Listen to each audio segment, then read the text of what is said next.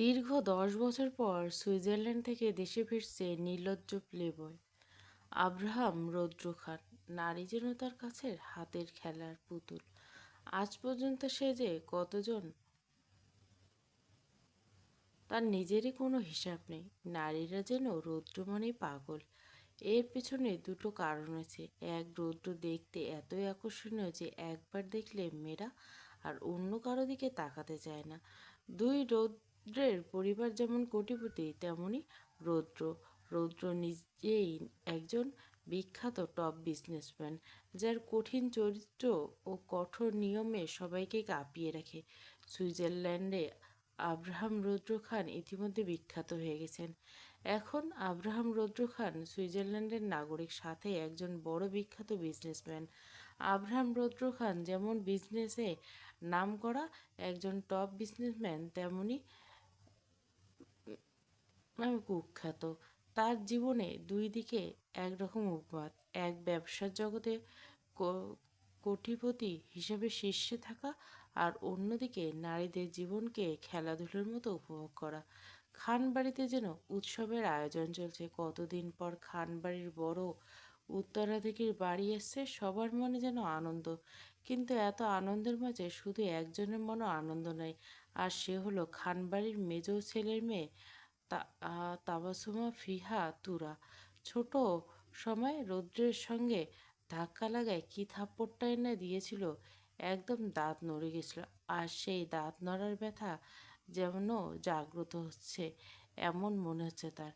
তাবাসুম মনে মনে ঠিক করে নিয়েছে, রৌদ্র বাড়ি আসলে রুম থেকে বের হবে না।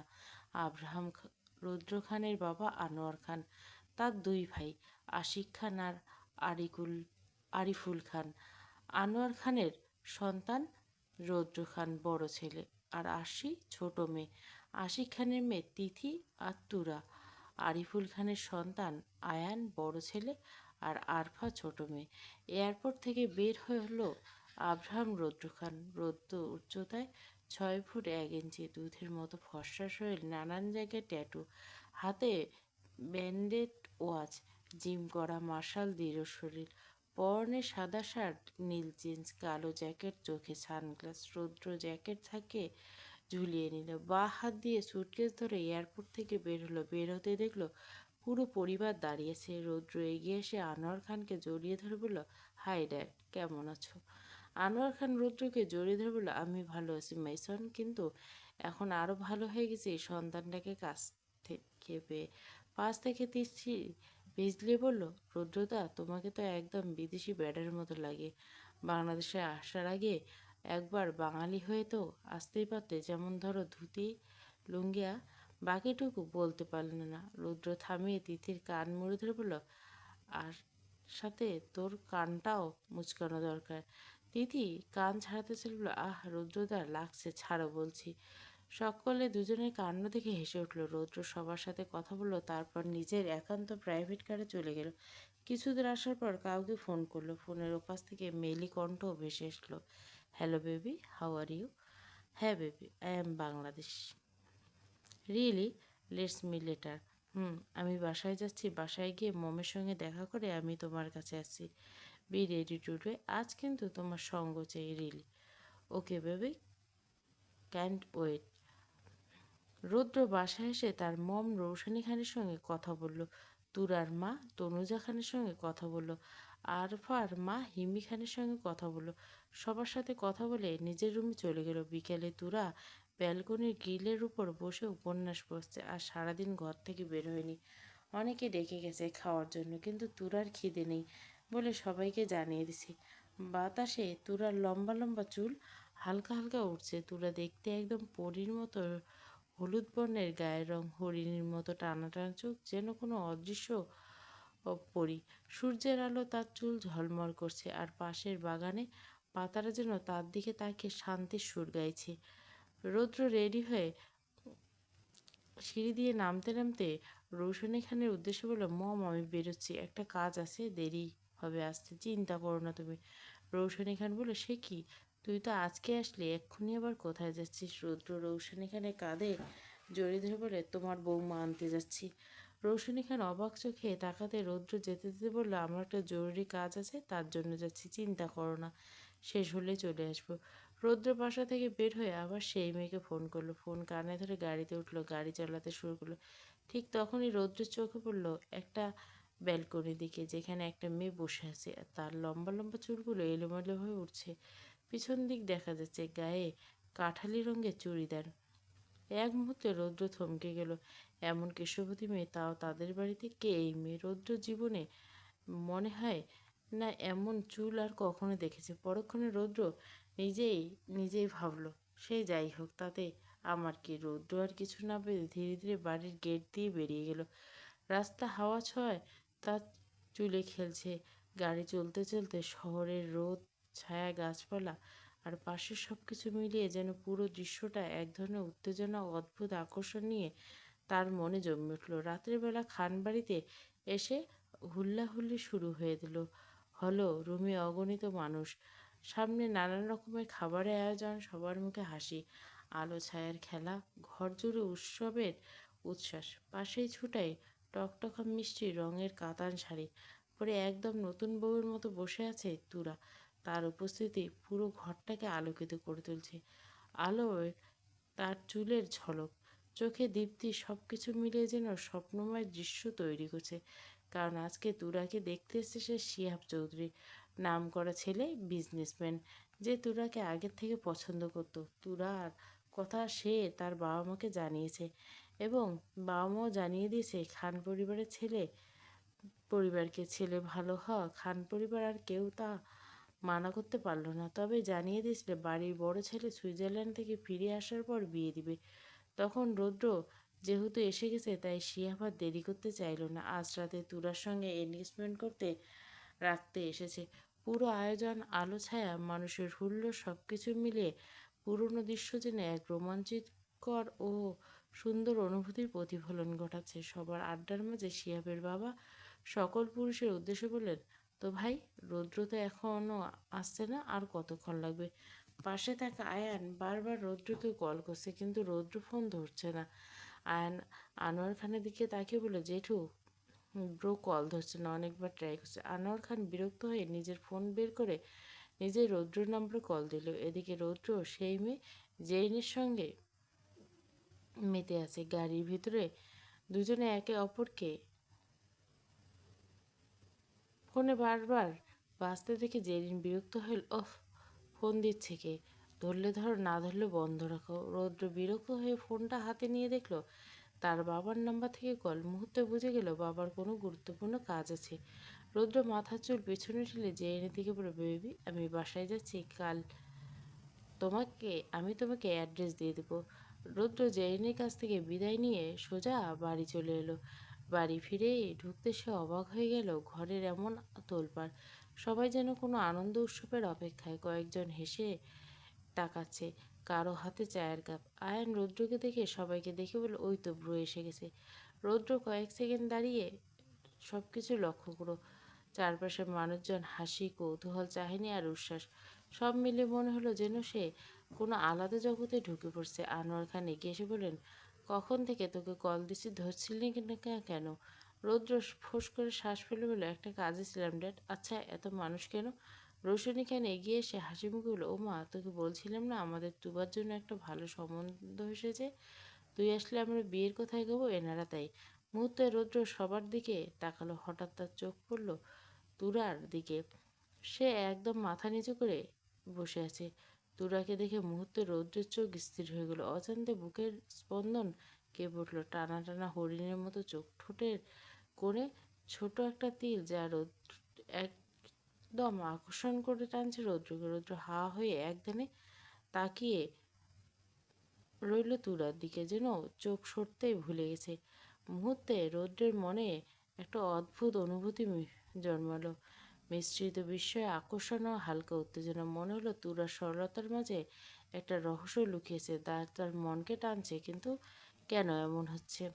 খানবাড়িতে যেন উৎসবের মুখোশ আমেজ নেমে এলো। সবার মুখে হাসি, চোখে আনন্দ ঝিলিক। তুরার বিয়ে ঠিক হলো, আংটি পরিয়ে দেওয়া হলো। চারপাশে শুধু হাসি, শুভেচ্ছা আর উৎসবের গুঞ্জন। কিন্তু সেই আনন্দের মাঝে একজনের মন যেন অজানা কিছু টানে কেঁপে উঠল। সে আর কেউ না, আরহাম রৌদ্র খান, যাকে অনেকে নামে চেনে, আর যে গল্পটা পড়েছেন সেও জানে।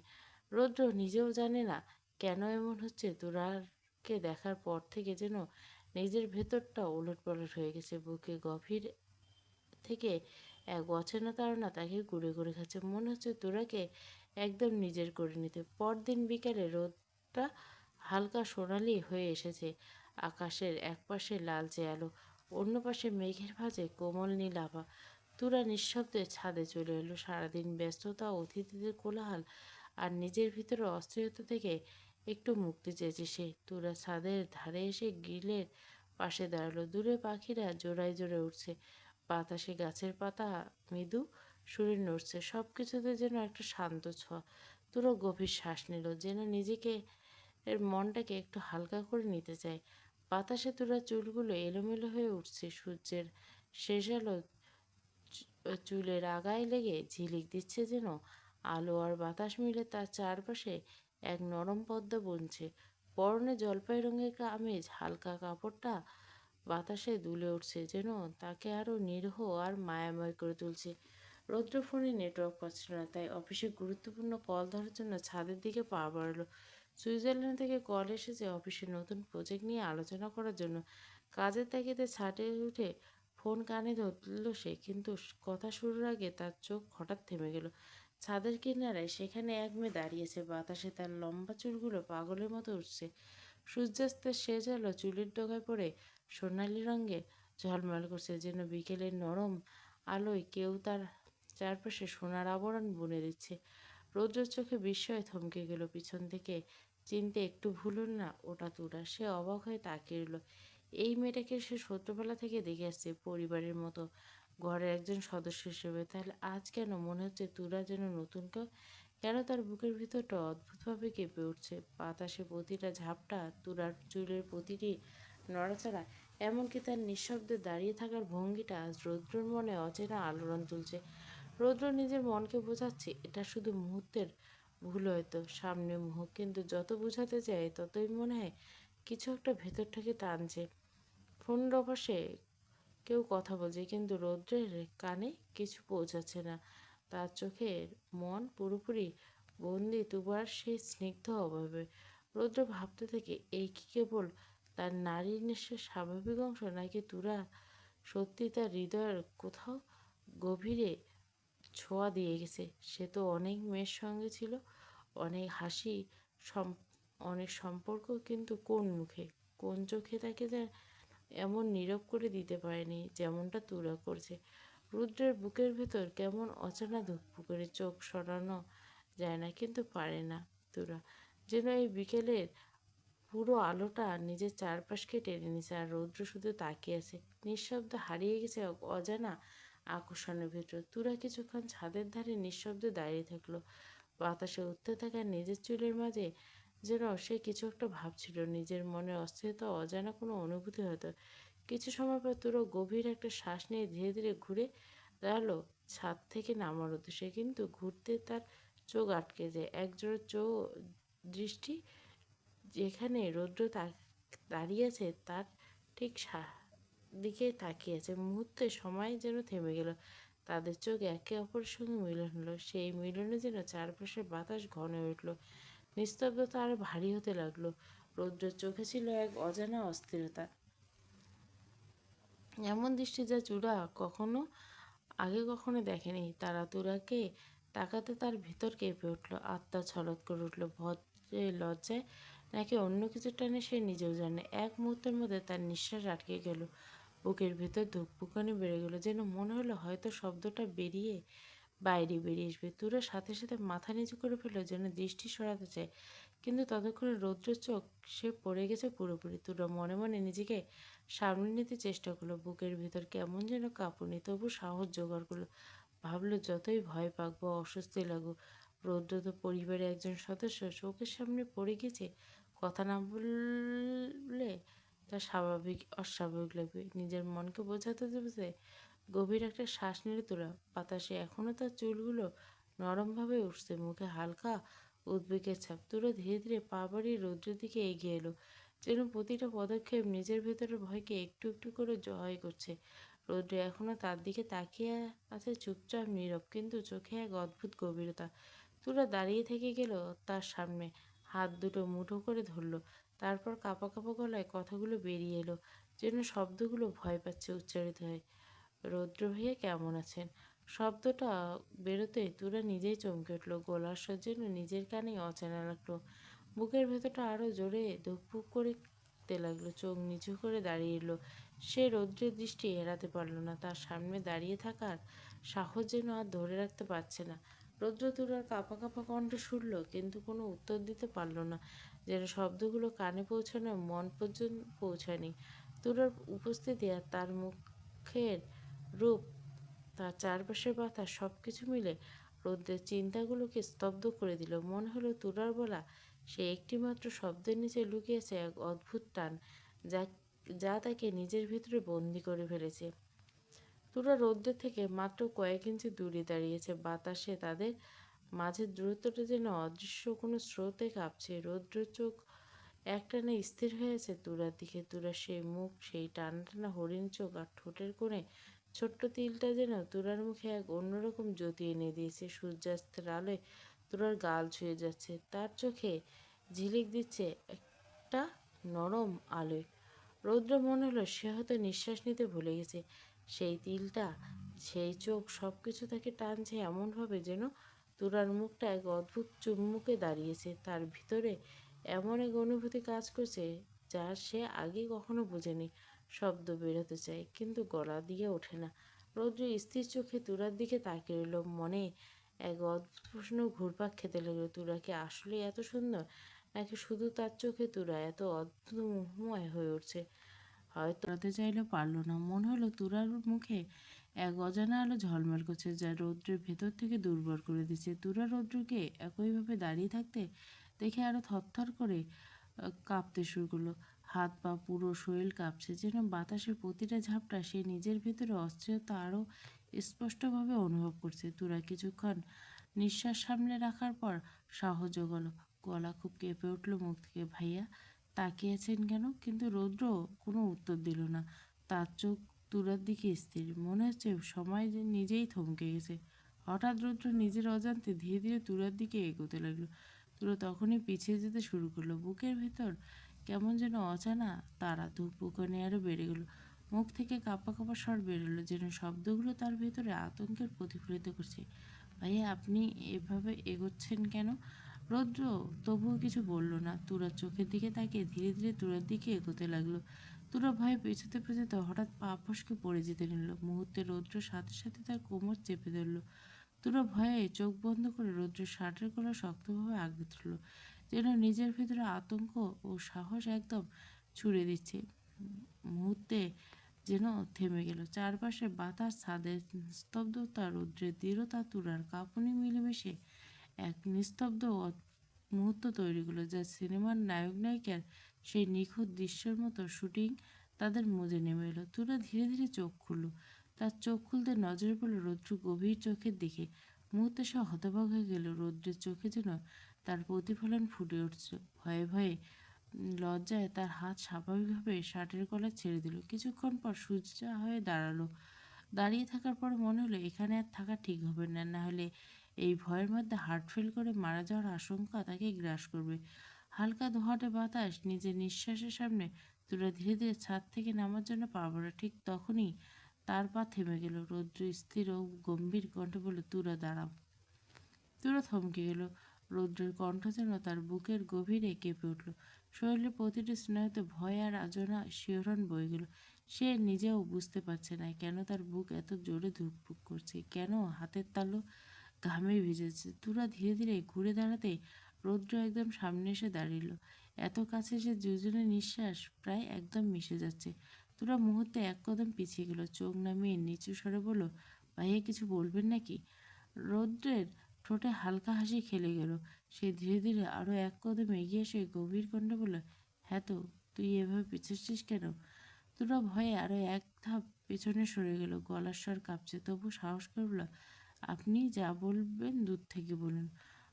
রৌদ্র চোখে তখন এক অদ্ভুত দৃষ্টি, মায়া, টান আর অজানা আকর্ষণ মিশিয়েছে। রৌদ্র আবারও এক লাফে তুরার একদম সামনে এসে দাঁড়ালো। দুজনের চোখাচোখে আটকে গেল। সময় যেন থেমে গেল। রৌদ্র তুরার চোখের সামনে তাকিয়ে নিজের অজান্তে ফিসফিস করল, দূরত্ব তো থাকতে চাই, কিন্তু তুই তো আমাকে চুম্বকের মতো টেনে আনছিস। বল, এভাবে যে টানছিস, আমি যদি ছুঁয়ে দেই তুই ঠিক থাকতে পারবি তো? তুরা রৌদ্রের কথায় সম্পূর্ণ অবাক হয়ে গেল। রৌদ্র এসব কী বলছে? কেন এমন কথা বলছে? মাথা ঠিক আছে তো? তুরা কণ্ঠে কেঁপে উঠে বলল, ভাইয়া, আপনি এসব কী বলছেন? আমি কেন আপনাকে টানবো? আর আমি নিচে যাব?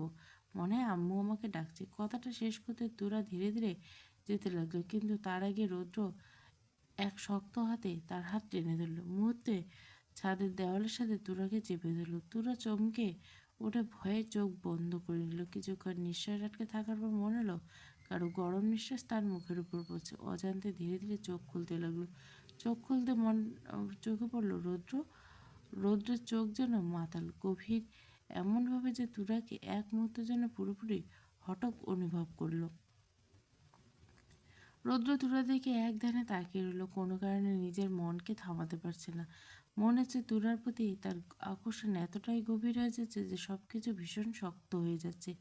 তুরা ভয়ে থরথর করে কাঁপতে লাগলো। তুরা ধীরে ধীরে সরে যেতে দিল, কিন্তু রৌদ্রের বাহু থেকে বের হতে পারল না। তুরা আবারও একটু নিচু হয়ে বের হওয়ার চেষ্টা করলো। রৌদ্র তুরার সাথে নিচু হয়ে একইভাবে তার দিকে দৃষ্টি বজায় রাখলো। কিছুক্ষণ এভাবে করার পর তুরা ধীরে ধীরে বলল, কণ্ঠে কাঁপুনি ও লাজুকতা মিশে, ভাইয়া, সমস্যা কি? ধরেছেন কেন? আমি নিচে যাব? প্লিজ আমাকে ছাড়ুন, আমি ভয় পাচ্ছি আপনাকে। রৌদ্র তুরার কথায় নিঃশব্দে হালকা হেসে উঠল। রৌদ্র তুরার দিকে তাকিয়ে হালকা নিঃশ্বাস ফেলল। রৌদ্রের সাথে সাথে তুরার মুখে নরম ফু দিল, যেন বাতাসের স্পর্শ তার কাছে থাকা অনুভব করাতে পারে। তুরার সাথে সাথে চোখ বন্ধ করে ফেলল, লাজুক আর ভেতরটা কাঁপছে। রৌদ্র তুরার বদ্ধ মুখের দিকে তাকিয়ে হালকা হাসি দিল। নিজের অজান্তে কোমল সুরে গান গাইতে শুরল, মন আমারে তোর কিনারে হারালো দিনদাহারি। রৌদ্র ঘরের যেন এক অজানা তাণ্ডব ক্ষেত্রে পরিণত হচ্ছে। রাগে, হতাশায় আর ভেতরে অজানা আগুনে তার শরীর জ্বলে উঠছে। বুকের ভেতর যেন দাউ দাউ করে পুড়ে যাচ্ছে। মাথায় কিছু কাজ করছে না। যা সামনে পাচ্ছে, চেয়ার, বই, গ্লাস, টেবিলের উপর ফেলে রাখা ফাইল সব ছুঁড়ে ফেলছে মেঝেতে, দেওয়ালে, এদিক সেদিক যাচ্ছে, সেদিকেই ছুঁড়ে দিচ্ছে, যেন এই ভেতরের জ্বালা একটু প্রশমিত হয়। পর্দা বাতাসে উঠছে, টেবিলের ল্যাম্পোস্টটা মাটিতে ভেঙে পড়ে ছড়িয়েছে, তবু রৌদ্র থামছে না। তার নিঃশ্বাস ভারী হচ্ছে, কপালে ঘামে ভেজে গেছে। মনে হচ্ছে কেউ যেন তার ভেতরে নিয়ন্ত্রণটা ছিনিয়ে এনেছে, আর সে নিজের আগে নিজেকে ধ্বংস করে ফেলছে ধীরে ধীরে। রৌদ্র নিজের ভেতরে ঝড় সামলাতে না পেরে হঠাৎ আয়নার সামনে গিয়ে দাঁড়ালো। বুকের ভেতর ধক ধক করছে, নিঃশ্বাস বাড়ে, চোখ লালছে, দাঁত কিরমির করে তাকিয়ে আয়নার প্রতিফলনে নিজের মুখের দিকে ফিসফিস করে বলল, আব্রাহাম খান রৌদ্র কখনো কারো মায়ে পড়তে পারে না, কখনো পারে না। মেয়েরা শুধু আমার নেশা, বুঝলি, নেশা, যা পুরনো হলে আর লাগে না। আর আমি কি না নিজের কাকাতো বোন দুবার মায়ে পড়ছি? থু থু। রাগে নিজে থুতু ফেলতে লাগলো মেঝেতে। বুকের ভেতর আরো ধুকপুক করলো। দুহাত দিয়ে মাথার চুল পেছনে ঠেলে আয়নায় খুব কাছে গিয়ে দাঁড়ালো। নিজের চোখের দিকে তাকিয়ে এক প্রকার বিদ্রুপ করলো, বলে, এই শোন রৌদ্র, তুই কারো মায়ে পড়িস না। ওসব তোর নেশা, শুধু সময়ের খেলা। আর তুরা, হ্যাঁ, তুরা হয়তো তোর নেশার মধ্যে একজন পড়ে গেছে, এর বেশি কিছু না, বুঝলি, এর বেশি কিছু না। রৌদ্র নিচের মাথায় চুল ধরে টানতে লাগলো। ছাদে তখন তুরার সঙ্গে যা হয়েছে তা মনে করতে ভেতরে অদ্ভুত এক চাপ উঠেছে। তুরার সঙ্গে সে আচরণ করছে, সেটা কোনো সাধারণ আচরণ না। যখন রৌদ্র বুঝতে পারছে সে আসলে কি করছিল, তখনই তার মাথায় যেন রক্ত চড়ে উঠল। রৌদ্র দেওয়ালে রাগে ঘুষি মারতে লাগলো। হঠাৎ ফোনে বেজে উঠল। ফোনের স্ক্রিনে নাম দেখে রৌদ্রের রাগ স্নান হয়ে গেল, মুখে হালকা হাসি ফুটল। ফোন রিসিভ করতে কানে ধরতে শুনল, সুইটহার্ট, কোথায় তুমি? আমি রেস্টুরেন্টে, তুমি প্লিজ একটু আসো, আমার তোমাকে দেখতে ইচ্ছে করে। রুদ্র হেসে জবাব দিল, ওকে বেবি, জাস্ট ওয়েট, আমি আসছি। আমার মাথাটা একটু নষ্ট, জানোই আমি কি করতে চাই। মেয়েটি হেসে বলল, ওরে আমার বাবু, তা নিয়ে চিন্তা করো না, তুমি ফার্স্ট রেস্টুরেন্টে আছো, আমি তোমার মাথা ঠান্ডা করছি, ওকে। রৌদ্র ফোন ধরে হাসতে হাসতে বলল, okay baby, you are my sweetheart, now আমি খুব শীঘ্রই আছি, লাভ ইউ টু। দুপুরের দিকে শিয়া বসলো। খানবাড়ির সবাই আনন্দে ভরে দিল। সবাই তাকে দেখে খুশি হলো। শিয়া ধীরে ধীরে সবার সঙ্গে হালকা আলাপ করে তুরার বাবা আশিক খানের দিকে তাকে বলে, আঙ্কেল আসলে আমি তুরাকে নিয়ে একটু বেরোতে চাই। আশিক খান হালকা এসে উত্তর করলো, হ্যাঁ ঠিক আছে নিয়ে যাও, তবে সন্ধ্যার আগে দিয়ে যেও, ও তো বুঝতেই তো মেয়ে মানুষ। শিয়া বারো কণ্ঠে হাসি রেখে বলল, আরে আঙ্কেল আপনি চিন্তা করবেন না, সন্ধ্যার আগে ফিরবো। আর ও রাতের হাঙ্গটির মাপটা নিতে হবে। শেফ সবার অনুমতি নিল তুরার সঙ্গে সময় কাটানোর জন্য। এদিকে তুরা কিছুই জানে না। সে নিজের রুমেতে বসে উপন্যাস পড়ছিল। হঠাৎ তুরার মা তনুজা খান হাতে একটা শাড়ি নিয়ে ব্যালকনিতে এসে বলল, তুরা কি করছিস এখানে? রুমে আয় তো মা। তুরার চোখে বিস্ময় আর লাজুকতা একসাথে ফুটে উঠলো। তনুজা খানের হাতে শাড়ি দিকে ভুরু কুচকে বলল, তোমার হাতে শাড়ি কেন মা? তনুজা বেগম হালকা হেসে তুরার গালে হাত দিয়ে বলল, শিয়া এসেছে তোকে নিয়ে বের হবে। মুহূর্তের মধ্যে তুরার গাল লাল হয়ে গেল। লজ্জায় সে হালকা মাথা নিচু করে ফেলল। তনুজা খান তুরার লজ্জামাখা মুখের দিকে তাকিয়ে কোমল হাসি দিয়ে বলল, হয়েছে হয়েছে, আর লজ্জা পেতে হবে না। এখন না এই শাড়িটা পরিয়ে দেই আমার পরি মেয়েটাকে। তনুজা খান ধীরে ধীরে যত্ন নিয়ে তুরাকে শাড়িটা পরিয়ে দিল। শাড়ির কোমল কাপড়টি তুরার কাঁধে সুন্দরভাবে বসানো হলো। প্রত্যেকটা ভাঁজ সঠিকভাবে ঠিক করা হলো, যেন তার রূপকে আরো উজ্জ্বল করে তুলছে। তুরার চুলের দিকে হালকা স্পর্শ করতে তনুজা খান শাড়ির ধনুক ঠিক করলো। ছোট্ট আংটি আর কানের দুল ঠিকভাবে সাজিয়ে দিল। তুরার চোখে লাজুকতা আর উত্তেজনার মিশ্রণ ফুটে উঠছে। তুরা আসিয়া বাড়ির সবার কাছ থেকে বিদায় নিয়ে গাড়িতে উঠল। দুজনে চুপচাপ বসেছে, কোনো কথা বলছে না। শিয়াব গাড়ি ড্রাইভ করছে আর তুরা বাইরে তাকিয়ে আকাশ আর রাস্তার দিকে চোখ রাখছে। কিছুক্ষণ নীরবতার পর শিয়াব হালকা কাশি দিয়ে বলল, কেমন আছো তোরা? তুরা শিয়াবের কণ্ঠ শুনে চমকে গেল। হালকা মাথা দিলে বলে, ভালো, আপনি? শিয়াব হেসে বলল, ভালো হবে না? নিজের পছন্দের লাইফ পার্টনারকে পাচ্ছি, কেই বা খারাপ থাকে? লাজুক এসে তুরার সামনে আবারও মাথা নিচু করলো। গাড়ির ভিতরে তাদের টুকটাক কথা হলো। মাঝে মাঝে রাস্তার আলো গাড়ির হালকা শব্দ ছাড়া নীরবতা। শিয়াব গাড়ি রেস্টুরেন্টের সামনে থামলো। দুজনে গাড়ি থেকে নেমে রেস্টুরেন্টে ঢুকলো।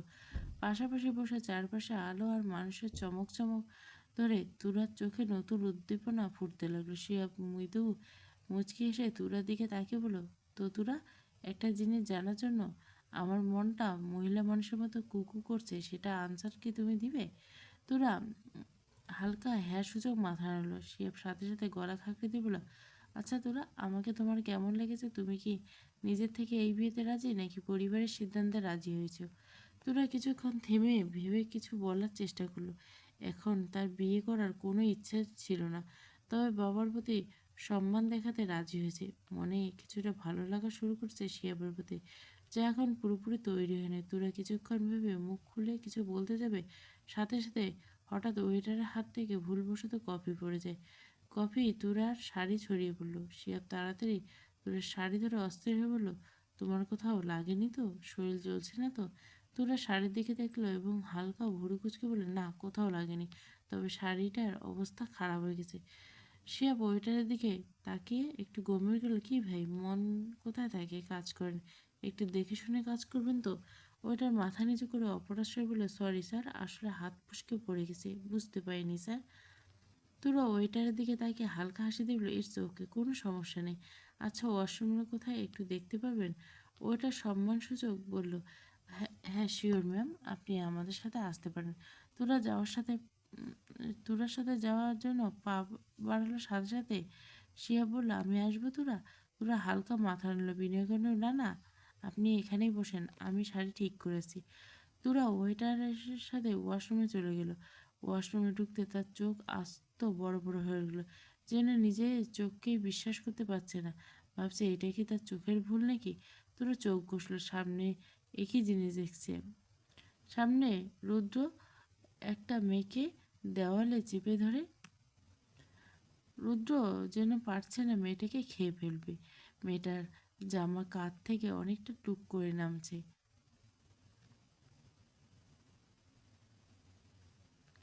শরীর অজান্তে কেঁপে উঠছে।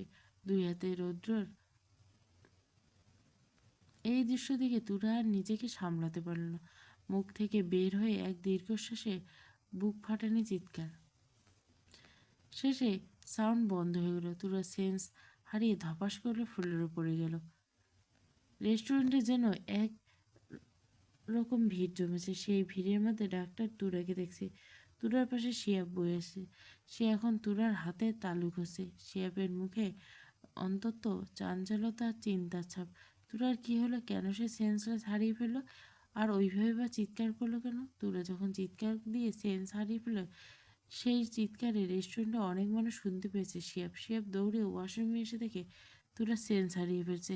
শিয়াব সঙ্গে সঙ্গে ডাক্তারকে খবর দিল। তুরার এক পাশে রৌদ্র দাঁড়িয়েছে, যার মুখ লাল টকটকে। কিছুক্ষণ আগে তুরার চিৎকার শুনে ঘুরে দাঁড়িয়ে দেখে তুরা ওয়াশরুম থেকে। তুরাকে দেখে রৌদ্র অবাক হয়ে যায়। তুরা এই সময় এখানে কেন? রৌদ্রের ভাবনার মাঝে শিয়াব ওয়াশরুমে ঢুকেছে। মুহূর্তে রৌদ্র বুঝে যায়, তার মানে তুরা শিয়াবের সাথে রেস্টুরেন্টে এসেছে। রৌদ্রের কেন জানি জেলাসি ভীষণ হয়। মনটা যেন কেন তুরার পাশে শিয়াবকে সহ্য হচ্ছে না। রাগ আর জেলাসি একসাথে তার মন দখল করে নিল। ডাক্তার তুরাকে দেখে শিয়াবকে উদ্দেশ্যে বলে, আসলে মেয়েটা মনে হচ্ছে সেন্স হারানোর আগে এমন কিছু দেখছে যা সে সামলাতে পারেনি, তাই সেন্স সহজে ফিরছে না। আপনি একটা কাজ করবেন, বাসায় নিয়ে যান, আর আমি কিছু ওষুধ লিখে দিচ্ছি, সেগুলো খাওয়াবেন, যাতে এই দৃশ্য চোখে আর না থাকে। ডাক্তার বলার সাথে সাথে তুরার মুখ থেকে বিড়বিড় করে বলে, ছি ছি ছি, নোংরা কাজ করছে, আমি লজ্জা পাচ্ছি, ছি ছি ছি, লজ্জা করে না ভাইয়া? নোংরা কাজ করছে, ছি ছি ছি, অস্বস্তিকর, এটা ঠিক না, আমি লজ্জা পাচ্ছি। তুরার মুখের কথা শুনে সকলে একে অপরের দিকে তাকালো। শিয়াব তো হাওয়া বানিয়ে গেল। তুরা এসব কি বলছে? রৌদ্র তুরার কথা শুনে হালকা কেসে উঠল। সে বুঝতে পারলো, যদি এইভাবে থাকে তুরা যে কোনো সময় রেস্টুরেন্টে তাকে নোংরা বই বানিয়ে দেবে। তাই রৌদ্র সব ভেবে কাউকে কিছু না বলার সুযোগ পেয়ে এক প্রকার তুরাকে পাজাকোলা করে তুলে নিল এবং শিয়াবের উদ্দেশ্যে বলল, আপনি বাড়ি যান, আমি তুরাকে নিয়ে যাচ্ছি। শিয়াব কিছু বলতে যাবে, তুরার সাথে সাথে চোখ খুলে নিজের অবস্থান বোঝার চেষ্টা করলো আর নিজেকে রৌদ্র কোলে আবিষ্কার করলো। মুহূর্তে তুরা গলা ফাটিয়ে চিৎকার করলো, আহ, নোংরা, নোংরা, এই নোংরা, আমাকে নামান বলছি, আপনি একটা নোংরা, আমি দেখেছি আপনি এই ওয়া। তুরার কথা শেষ অংশ রেস্টুরেন্টে কেউ শুনতে পেল না, কারণ রৌদ্র এক প্রকার দৌড়ে রেস্টুরেন্ট থেকে বেরিয়ে চলে গেলে তুরাকে নিয়ে। শিয়া বরফের মতো জমে দাঁড়িয়ে রইল, যেন সব কিছু ঘটনা তার মাথার উপর দিয়ে পার হয়ে গেল, কিন্তু ভিতরে কেবল শূন্যতা। কোনো এক শব্দ অনুভূতি প্রবেশ করতে পারল না। তুরা রৌদ্রের শার্ট খামচে ধরে ধরে টানছে, কখনো ঘুষি মারছে, কখনো চোখ ফাটিয়ে চিৎকার করছে, এই পচা বেটা পুরুষ, নোংরা, নামান বলছি, আমাকে আপনি ধরছেন কেন? ঘৃণা লাগছে, আপনাকে নামান বলছি, নাহলে কিন্তু কামড় দিব। রৌদ্র তুরার কথা কোনো কথা শুনলো না। তুরাকে এক প্রকার জোর করে গাড়ি তুলে ডোর লক করে দিল। নিজে এসে নিজের সিটে বসে গাড়ি স্টার্ট দিতে লাগলো। এমন সময় তুরা গাড়ির জানলা দিয়ে রেস্টুরেন্টে তাকিয়ে চিৎকার করতে লাগলো, সবাই শুনো, এই লোকটা খুব নোংরা, আমি দেখেছি, এই লোক নোংরা। আর শিয়াব, আপনি আমাকে এই নোংরা লোকের সাথে যেতে দিচ্ছেন? আমি বিয়ে করব না, আপনাকে বলে দিলাম। ওরে, আমাকে কেউ এই নোংরা। রৌদ্র তুরার কথা শেষ হওয়ার আগে গাড়ি স্টার্ট দিয়ে রেস্টুরেন্টের সীমানা অতিক্রম করে ফেলল। তুরা শেষ মুহূর্তে এমন চিৎকার দিল যেন মানুষের কানের পর্দা ফাটিয়ে দিতে পারে। গাড়ির ভেতরে তুরা রৌদ্রকে জ্বালিয়ে মারছে, বারবার চোখ বন্ধ করে মন মতো চিৎকার করছে, নোংরা, নোংরা ভাইয়া, একটা নোংরা, ছি, নোংরা ভাইয়া, আমি দেখে ফেলেছি ভাইয়া একটা নোংরা, ভাইয়া কি বাজে কাজ করেছে, ছি। রৌদ্র তুরার অবস্থা দেখে বুঝলো এখন বাড়িতে না যাবে না, না হলে তুরা বাড়িতে তাণ্ডব তুলবে। কিছুক্ষণ ভাবলো কিভাবে তুরার মুখ বন্ধ করতে। হঠাৎ মনে হলো তুরা কাশফুল খুব পছন্দ করে। আগে দেখেছে বাসায় কাশফুল দেখার জন্য বায়না করতো, আর এখন তো কাশফুলের সিজন, হয়তো কাশফুলের কাছে নিয়ে গেলে তার চিৎকার কমানো যাবে। যেই ভাবা সেই কাজ। রৌদ্র তার পরিকল্পনা অনুযায়ী গাড়ি নিয়ে নদীর ধারে কাশফুলের কাছে এনে যায়, আর ঠিক যেমন ধারণা করছিল তেমনই, তাই ঠিক করলো, কাজ করলো। তোরা গাড়ির জানলা দিয়ে কাশফুল দেখতে তার মুখে হাসির ঝিলিক ফুটে উঠলো, চিৎকার থেমে লাগলো, চোখে আনন্দ আগুন জ্বলতে থাকলো। গাড়ি থামতে তোরা এক প্রকার ছাপ দিয়ে গাড়ি থেকে নেমে কাশফুলের দিকে ছুটলো, দুই হাতে মুখ দিয়ে চিৎকার করলো, ওয়াও, কাশফুল। রৌদ্র তুরার পাশে দাঁড়িয়ে বলল, পছন্দ হয়েছে তোর? তুরা রৌদ্রের দিকে তাকিয়ে কেবল বলল, হয়েছে, আমার কিছুদিন ধরে ইচ্ছে ছিল কাশফুল দেখতে, শুধু বাবা মানা করে আসতে পারে। ওহে আমার কাশফুল, আমি আসছি তোমার কাছে, তুমি মিস করছিলে না আমাকে, তাই না?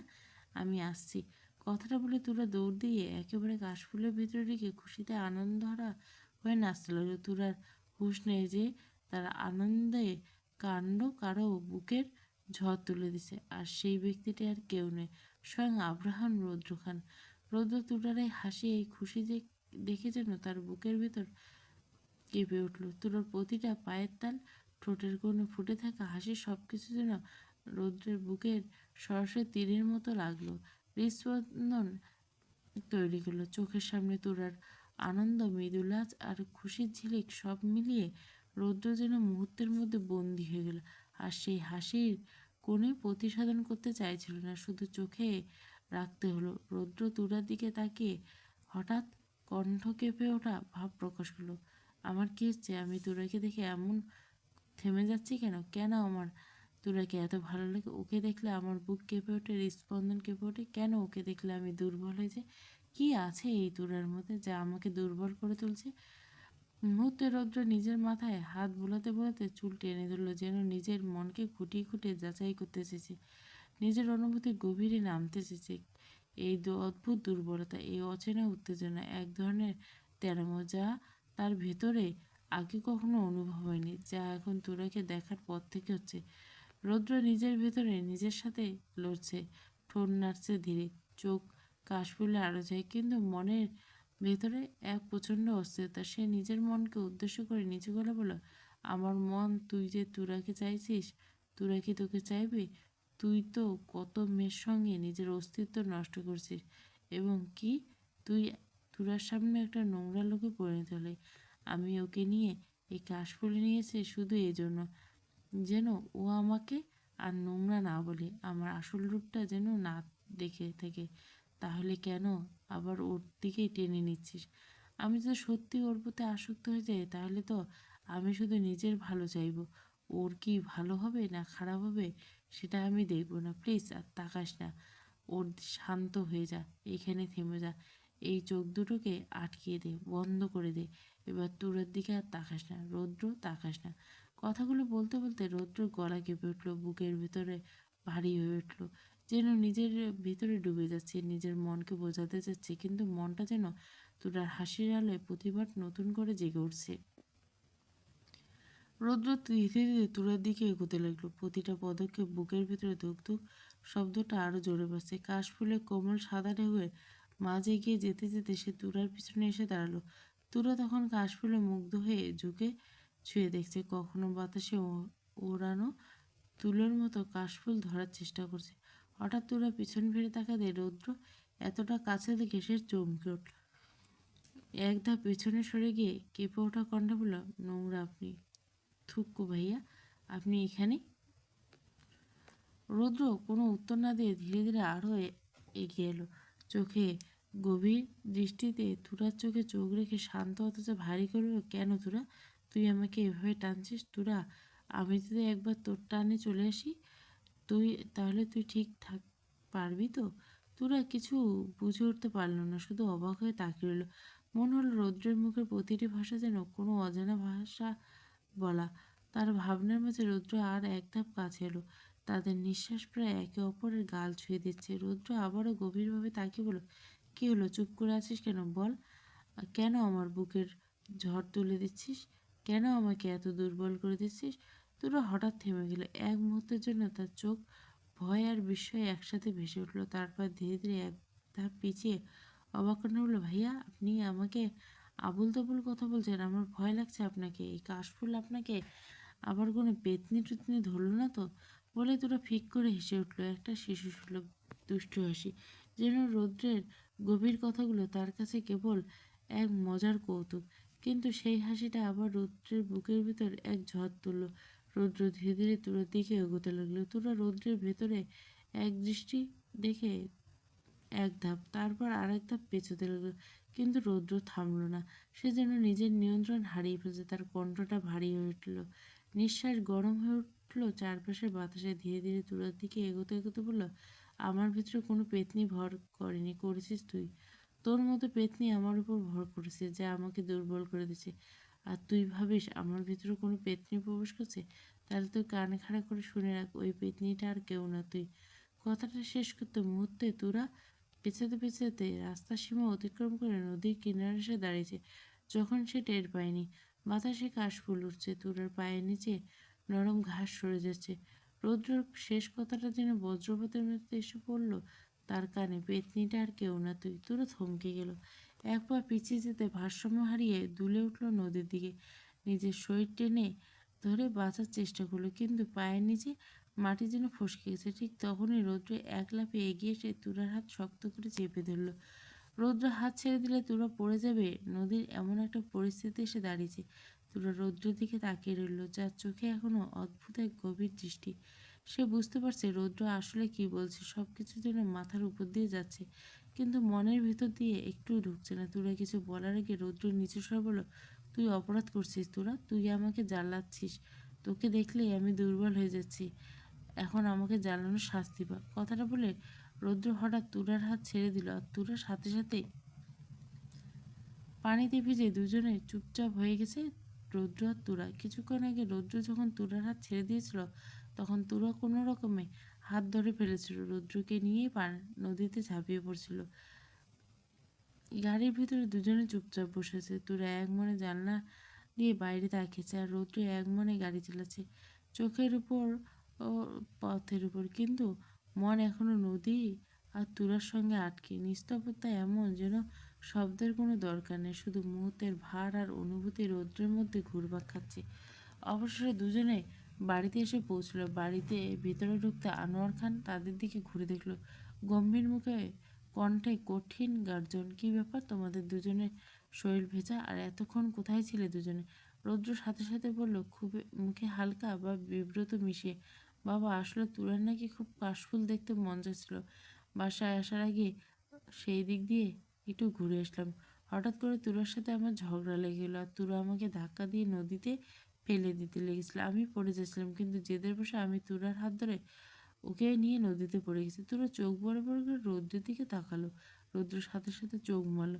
তুরা চুপচাপ মনে মনে ভাবলো, শালা তো কাহিনী উল্টিয়ে দিচ্ছে। তুরার ভাবনার মাঝে আনোয়ার খান বলল, তুরা তুই রুমে যা। তুরা মাথা নাড়িয়ে চুপচাপ চলে গেল। আনোয়ার খান রৌদ্রের দিকে তাকিয়ে বলল, রৌদ্র তুই গিয়ে চেঞ্জ করে নিচে আয়, তুরার বিয়ের লিস্ট করতে হবে, সময় কম। মুহূর্তে রৌদ্রের বুকটা ভিতরটা হঠাৎ করে কেঁপে উঠল। তুরার বিয়ের কথা শব্দগুলো যেন তার কানে বাজলো। তার মনটা হঠাৎ অস্থির হয়ে উঠল। সে চুম্বককে তাকে টানছে, সেই চুম্বক অন্য কারো হাতে চলে যাচ্ছে। চোখের সামনে এক অদ্ভুত শূন্যতা। রাতের বেলা খানবাড়িতে সকল আত্মীয় স্বজন আসা শুরু করবেই না বা কেন? পরশুদিন তুরার গায়ে হলুদ। খান বাড়িতে যেন এক মুহূর্তে উৎসবের আলো আর ধুলোর মিশ্রণে ভরে উঠল। হলরুমে সকলে আড্ডা, হাসি খুশি আর মজা সবাই নিচ্ছে। কিন্তু এত আনন্দের মাঝে রৌদ্রের মনে শান্তি নেই। যখন সে বুঝতে পেরেছে তুরার বিয়ে হয়ে যাচ্ছে, তখন থেকে তার ভিতরে অদ্ভুত অস্থিরতা করছে, যেন কিছু হারিয়ে যাচ্ছে, কেউ চুরি হয়ে যাচ্ছে। এক অজানা শূন্যতা অনুভূতি তাকে বারবার কাঁপিয়ে তুলছে। পাগলের মতো দেওয়ালে একের পর এক ঘুষি দিচ্ছে রৌদ্র, যেন কোনোভাবে এই বিয়েকে মানতে পারছে না। তার হাতে শক্তির ঘুষি আঘাত সবাই রাগ আর বেদনার মিশ্রণে কেঁপে উঠছে। নিজের মন শুধু বলছে, তুরাকে তুই করে নে, কারণ তুই তুরার প্রতি আঁকড়ে গেছিস। রৌদ্রের চোখে লাল, বুকের ভিতরে এক অদ্ভুত শূন্যতা, যা তাকে কোনোভাবে শান্ত হতে দিচ্ছে না। কিছুক্ষণ ঘুষি দিয়ে রৌদ্র হাঁপাতে হাঁপাতে মাথার চুল ঠিক করে দিয়ে বলল, তুরা বাকি, তুমি আমাকে টেনে অন্য জনের গায়ে লেগে যেতে চাও, তা আমি হতে দেব না। আমি নিজের অনুভূতির সাথে আর লড়াই করতে চাই না। আমার যা বোঝার বোঝা হয়ে গেছে। আমার তোকে চাই মনে তোকে চাই। আর আমি বলেছিলাম আমাকে টানিস না, যদি টানিস তাহলে তুই বিপদে পড়বি। এখন তোর সময় শেষ, তোর বিয়ে হবে, গায়ে হলুদ হবে, তুই কবুল বলবি, আর সেই কাজগুলো তুই আমার নামে করবি।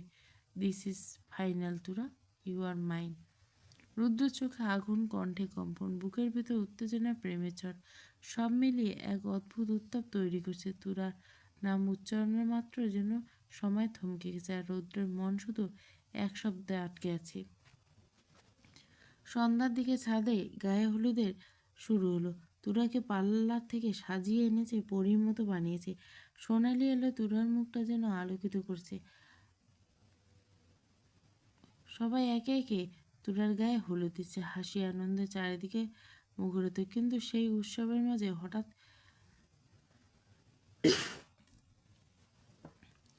এতজনের ভিড়ের মাঝে তার দেখা নেই। আয়ান ফোন দিল কিন্তু ফোন বন্ধ। আনোয়ার খান কপালে ভাঁজ ফেলে বলল, রৌদ্র এবার কোথায় গেল? সে কি হলুদ লাগাবে না?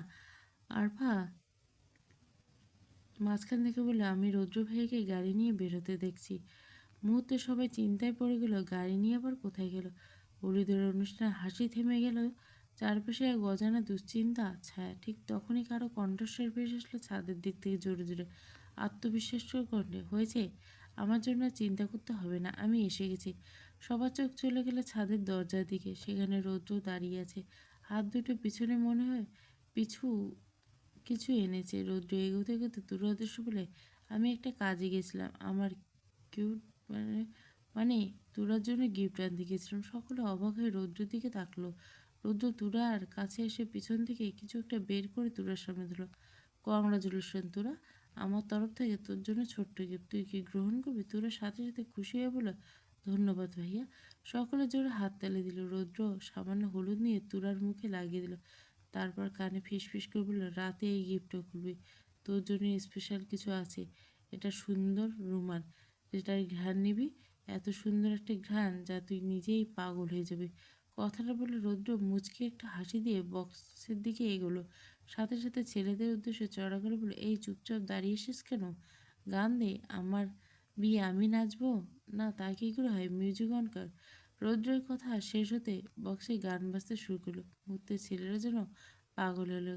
কেউ হাত উঁচু করে ব্যাঙের মতো লাফাতে লাফাতে নাচতে শুরু করলো, আর কেউ ব্যাঙাচিদের ভিড়ে।